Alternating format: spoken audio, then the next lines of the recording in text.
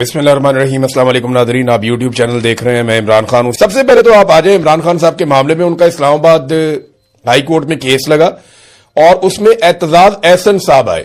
अब देखें ना, तोशा खाना का केस तो एक अपनी जगह पे है, लेकिन अलकादर ट्रस्ट एक ऐसा केस है इमरान खान के खिलाफ जो सबसे पहला मुकदमा खड़ा किया था कि जनाब इमरान खान को अब फंसाना है, उसको वजारत उज़्मा से हटाना है, इमरान खान को और इमरान खान की फैमिली को फिक्स करना है। तो पहला मुकदमा जो था वो बनाया था अलकादर वाला। तो ये केस हमें पहले दिन से आइडिया था कि रद्दी की टोकरी में जाएगा और वही इसकी हालत है बेचारे केस की। अब सूरत-ए-हाल ये है कि 10वीं मरतबा ये केस लगा है इस्लामाबाद हाई कोर्ट में और 10वीं मरतबा नैब मैदान छोड़ के भाग गया। देखें, जज भी अपने हैं, केस भी अपना है, सबसे पुराना केस है, लेकिन फिर भी इस केस के सामने खड़े नहीं हो पा रहे। पाकिस्तान के मीडिया के अंदर बहुत सारे टाउटों ने गले फाड़ फाड़ के कहा कि जनाब ये करप्शन होगी, वो करप्शन होगी। मेरे ख्याल में नैब के प्रोसिक्यूटर्स को हटाकर इन टाउटों को लाकर अदालत में खड़ा किया जाए और कहा जाए कि साबित करो इमरान खान के खिलाफ ये केस ठीक है। ये नहीं वकील आ गया कि लग के भाग रहे हैं, महंगे तरीन वकील हैं, प्रोसिक्यूटर्स हैं, वो केस लड़ ही नहीं पा रहे। वो कह रहे हैं जी हमसे नहीं लड़ा जा रहा। वो हर मरतबा कोई नया बहाना कर देते हैं, उन्हें जुर्माने हो जाते हैं, फिर जुर्माना हो गया।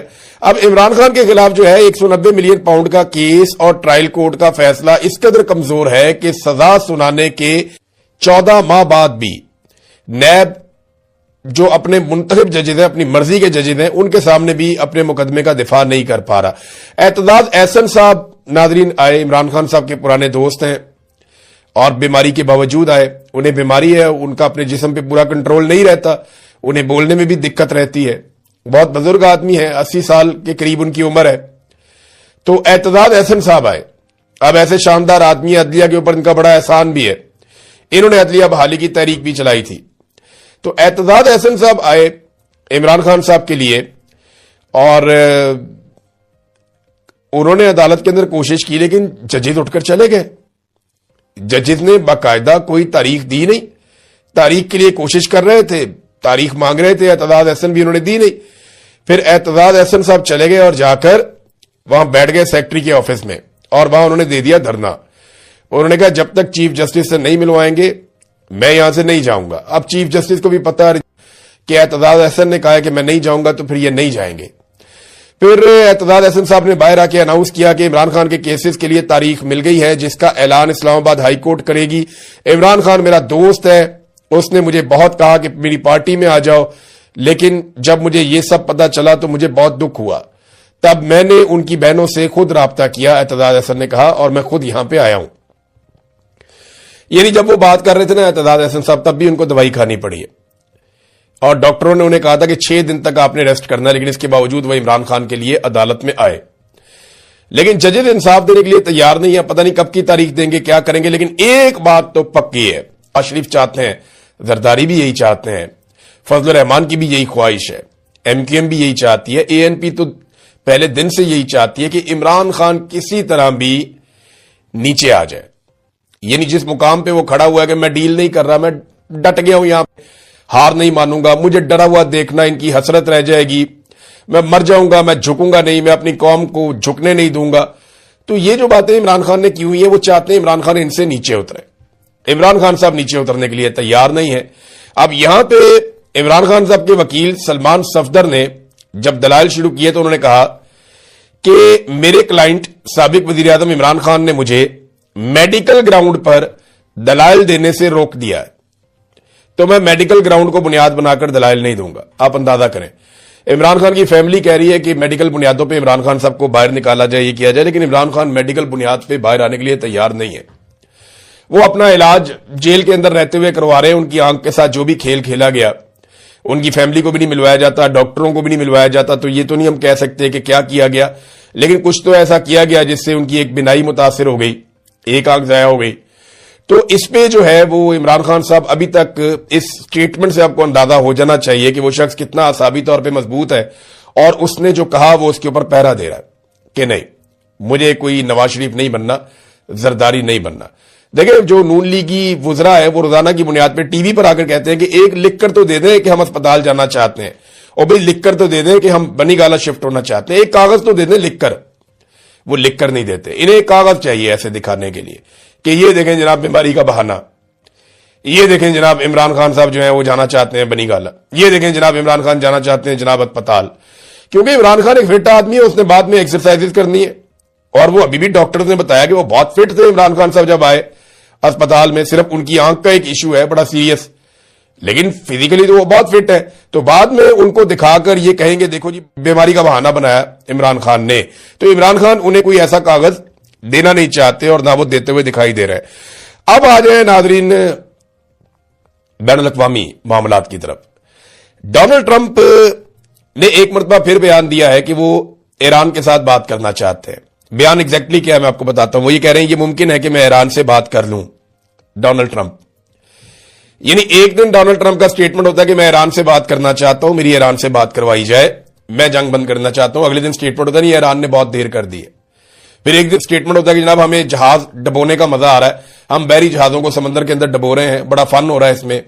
اگلے دن ہوتا ہے نہیں ہمیں ہر حال میں جو ہے وہ معاملہ جو ہے وہ حل کی طرف لے کر جانا، میں بات کرنے کے لیے تیار ہوں. یہ ہو کیا رہا ہے؟ دیکھیں اسرائیل سے بھی ایسی آوازیں آ رہی. مسئلہ یہ ہے کہ امریکہ اور اسرائیل تھکنے لگے ہیں.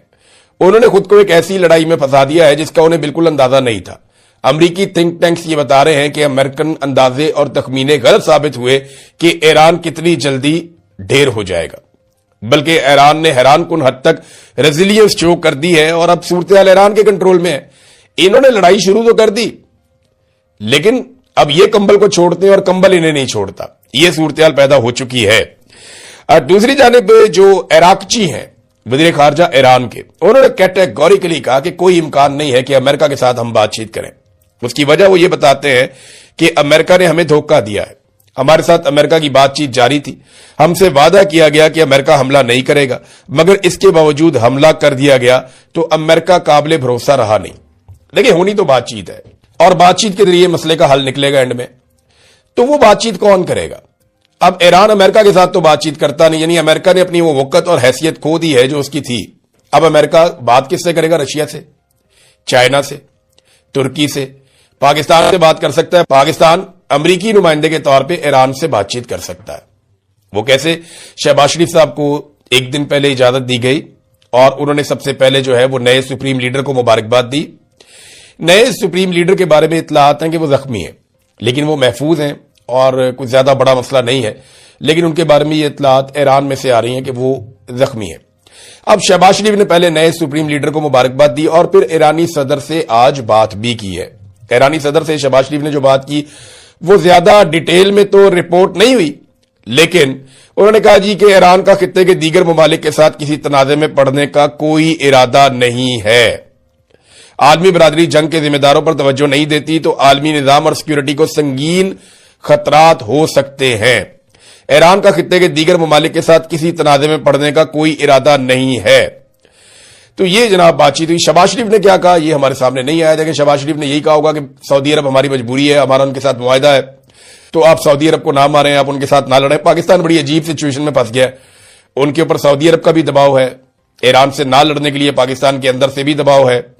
ڈونلڈ ٹرمپ کی جانب سے بھی اب ایک حکم نامہ ایسا لگتا ہے کہ آ گیا ہے کہ اب یہ رابطے کر رہے ہیں ایرانی قیادت سے تاکہ کل کو امریکن بہاف کے اوپر یہ ایران کے ساتھ مذاکرات یا بات چیت کر سکیں. وہ اپنے کچھ گڈ کاپ بھی رکھتے ہیں، بیڈ کاپ گڈ کاپ کھیلتے ہیں نا، تو وہ یہی طریقہ ہے کہ پاکستان ایک ایسا وفادار ملک ہے یا پاکستانی جو سیاسی قیادت ہے یا وہ اتنی اچھی وفادار ہے ڈونلڈ ٹرمپ کی. ڈونلڈ ٹرمپ کو یہ لگتا ہے کہ اگر یہ ایران کے ساتھ رابطے میں رہیں گے تو ہمارا ایک راستہ کھلا رہے گا. بہرحال عراقچی نے تو منع کر دیا کہ مذاکرات کا امکان نہیں ہے. ناظرین اسرائیل کی اب حالت میں آپ کو بتاتا ہوں. اسرائیل کی حالت یہ ہے، آپ کو اس ٹویٹ میں نظر آ جائے گی. پہلی مرتبہ اسرائیلی فورن منسٹری انہوں نے ایک ٹویٹ کیا ہے اور اس میں یہ لکھتے ہیں The Iranian regime is firing cluster bombs at Israeli civilians. Their deliberate and repeated use against civilians shows that the Iranian terror regime is seeking to maximize civilian deaths and harm. وہ کہتے ہیں جناب کہ ایران ہمارے اوپر جو ہے نا وہ مار رہا ہے کلسٹر بم اور یہ اسرائیل کے سویلین کو مارا جا رہا ہے اور یہ جان بوجھ کر کیا جا رہا ہے اور بار بار کیا جا رہا ہے. اور یہ شو کرتا ہے کہ ایران زیادہ تر جو ہے وہ سویلینز کو نشانہ بنانا چاہتا ہے. یہ اسرائیل کہہ رہا ہے. ساتھ اس نے بتایا کہ یہ تصویر لگا کے کلسٹر بم ہوتا کیا ہے کہ جناب وہ بیلسٹک میزائل ہوتا ہے، وہ کس طریقے سے اس کے اندر سے بم نکلتے ہیں، وار ہیڈ کیسے نکلتے ہیں، پھر کیسے وہ ملٹیپل بموں میں تبدیل ہو جاتا ہے اور کس طریقے سے وہ تباہی پھیلاتا ہے۔ یہ 3 مرحلوں میں انہوں نے بتایا، ایک باقاعدہ پورا پوسٹر بھی جاری کیا ہے۔ دیکھیں اسرائیل کے منہ سے نا سویلین کا لفظ اچھا نہیں لگتا، اسرائیل یہ ورڈ بول ہی نہیں سکتا۔ اسرائیل نے اپنے سویلین کو محفوظ رکھنے کے لیے زیر زمین بنکرز بھی بنائے، سب کیا۔ دیکھیں سویلین کا نقصان دنیا میں کہیں بھی ہو، میں مذمت کر سکتا ہوں، آپ کر سکتے ہیں، دنیا کے وہ ممالک کر سکتے ہیں جنہوں نے سویلینز کے اوپر اٹیک نہیں کیا، وہ لوگ کر سکتے ہیں جو سویلینز کے لیے آواز اٹھاتے ہیں، جو ہیومن رائٹس کے لیے کام کرتے ہیں، لیکن اسرائیل کبھی بھی سویلینز کے لیے آواز اٹھانے کا حق نہیں رکھتا، وہ اپنا یہ حق کھو بیٹھا ہے۔ اس کی وجہ میں آپ کو بتاتا ہوں، اخلاقی جواز ہی نہیں ہے۔ 20,000 بچے انہوں نے حال ہی میں شہید کیے ہیں غزہ میں، صرف غزہ میں 20,000 معصوم بچے انہوں نے شہید کیے ہیں، جن میں دودھ پیتے بچے بھی شامل تھے۔ ان کی تصاویر آپ روز کی بنیاد پر دیکھتے رہیں، روزانہ کی بنیاد پہ۔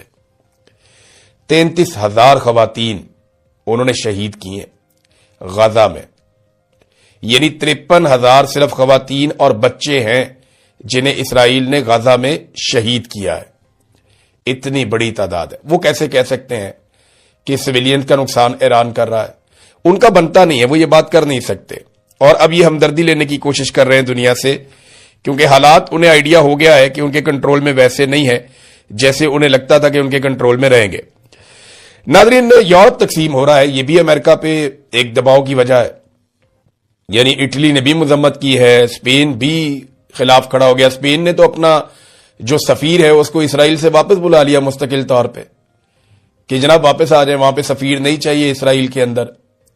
فرانس جو ہے وہ بھی تھوڑا مضبوط نظر آ رہا ہے۔ سکنڈینیوین کنٹریز ہیں چاروں، ناروے، ڈینمارک، فن لینڈ اور سویڈن، یہ کنٹریز، اور بیلجیم اور آئرلینڈ، یہ بھی اسی طرف کھڑے ہوئے ہیں۔ صرف جرمنی جو ہے وہ ایک ایسا کنٹری ہے جس کا ابہام باقی۔ یورپ بہت تقسیم ہو گیا اس معاملے پہ کہ ایران کے اوپر امریکہ نے جو اٹیک کیا یہ درست ہے یا غلط ہے۔ تو امریکہ اپنے پرانے اتحادی کھو رہا ہے، اور یہ ایک پرابلم ہے، اور یہ امریکہ کو آنے والے دنوں میں مزید فیس کرنی پڑ سکتی ہے، کیونکہ ڈونلڈ ٹرمپ امریکہ کو وہاں لے گیا کہ ایک دلدل میں امریکہ پھنس گیا ہے، اور اس سے نکالنے کے لیے بڑی سمجھداری چاہیے۔ امریکہ میں حکومت تبدیل ہوگی تو چیزیں امریکہ کے لیے بہتری کی طرف جائیں گی، ورنہ نہیں۔ دیکھیں نا، امریکہ اپنی میتھک ہو گیا۔ آبنائے ہرمز کیا ہے؟ ایک پٹی ہے نا پانی کی، ایک ایسی جگہ ہے جہاں پہ سمندر کا پانی انتہائی نیرو ہو جاتا ہے۔ یہ ایک گزرگاہ ہے جہاں سے دنیا بھر کے بحری جہاز گزرتے ہیں اور پیٹرولیم مصنوعات لے کر جاتے ہیں۔ اس کے ایک طرف ایران ہے، دوسری طرف عمان ہے۔ میں آبنائے ہرمز پہ خود ذاتی طور پہ کھڑا رہا، میں نے وہاں کھڑے ہو کر ایران کی روشنیاں دیکھی ہیں۔ اتنا قریب ہے، بہت قریب ہے، اتنا دور نہیں ہے، کوئی 20 میل لگتا ہے تھوڑا سا۔ تو اس میں جو ہے وہ ایران نے مکمل کنٹرول حاصل کر لیا۔ اب امریکہ سپر پاور کہلانے کے باوجود اپنے سارے اتحادیوں کو لے کر یہ آبنائے ہرمز نہیں کھلوا پا رہا۔ چائنا وہاں سے ابھی تک لے کر چلا گیا ایران سے 11 ملین بیرل تیل، اور آبنائے ہرمز باقی دنیا کے لیے بند ہے۔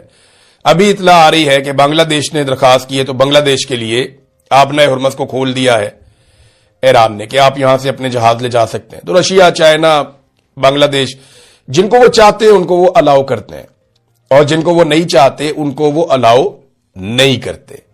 یہ ایران کا مکمل کنٹرول اور بالادستی ہے آبنائے ہرمز پہ۔ اب یہاں پہ ایران ایک اکیلا ملک ہے، باقی 7-8 ملک ایسے ہیں جو امریکہ کے اتحادی ہیں، جن میں اسرائیل ہے، سعودی عرب ہے، UAE ہے، قطر ہے، عمان ہے، بحرین ہے، یہ سارے، اردن ہے، یہ سارے ممالک جو ہیں یہ امریکہ کے اتحادی ہیں۔ یہ سارے مل کر امریکہ اور اسرائیل کے ساتھ بھی یہ آبنائے ہرمز نہیں کھلوا پا رہے، اور امریکن بحری جہاز اس طرف آ بھی نہیں رہے۔ تو یہ بہت بڑا ایک امریکہ کے لیے ڈیمیج ہے، ایک بہت بڑا ان کو ڈینٹ پڑا ہے کہ وہ سپر پاور ہیں، وہ یہ کر سکتے ہیں، وہ کر سکتے ہیں۔ اب چینی جہاز یہاں سے گزرتے ہیں، ان کو چھیڑنے کی کوئی جرت بھی نہیں کر سکتا، اور چائنیز بہت طاقتور ہیں، نہ امریکہ ان کو چھیڑنے کی جرت کرتا ہے، نہ کوئی عرب ملک ان کو چھیڑنے کی جرت، کوئی چھیڑتے نہیں ہے۔ اسرائیل بھی پنگے میں نہیں آتا۔ تو امریکی جہاز اس طرف آ ہی نہیں رہے، انہیں آئیڈیا کہ ہم اس طرف آئیں گے یہ ہمیں بم ماریں گے، ہمیں ڈرون ماریں گے، ہمیں میزائل ماریں گے۔ تو اعتماد ختم ہو رہا ہے امریکہ کے اوپر عالمی سطح پہ کہ امریکہ کی وہ بالادستی رہی نہیں، وہ چودراہٹ رہی نہیں جو کسی دور میں ہوتی تھی۔ اب تک کے لیے اتنے، اپنا خیال رکھیے گا، اپنے چینل کا بھی، اللہ حافظ.